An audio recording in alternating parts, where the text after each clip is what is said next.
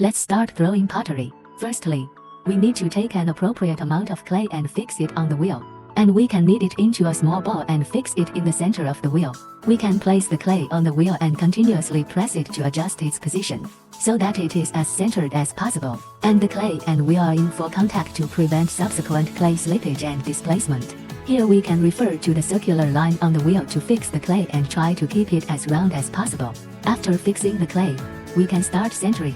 We turn on the power, adjust the speed, choose your preferred rotation direction, wet the clay with water, and continuously wet it with our fingers to adjust its shape and position.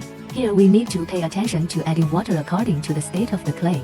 Too much water can make the clay hard to form. It should be noted that as our finger strength increases, the wheel will come to a stop, which is a false demonstration.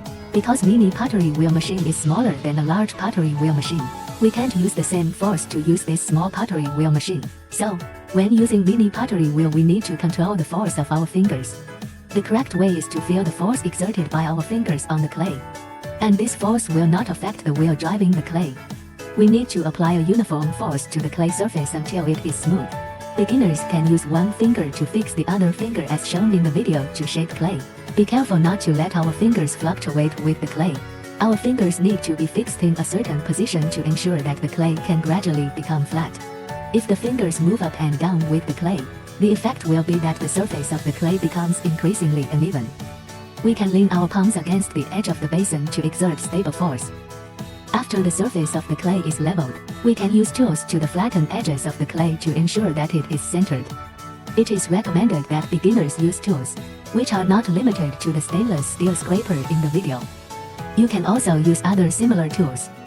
We need to keep our hands steady while holding the tools and apply force to the clay, so that it can slowly center. You can also use scraper tool to smooth the surface. Pay attention to the angle of our scraper. This is an incorrect demonstration. We cannot lay it all flat on the clay, as this will cause the clay to adhere to the surface of the scraper, resulting in the clay being unable to continue. The correct method is to form a 45-degree angle between our scraper and the surface of the clay, and slowly use the scraper to level the surface of the clay.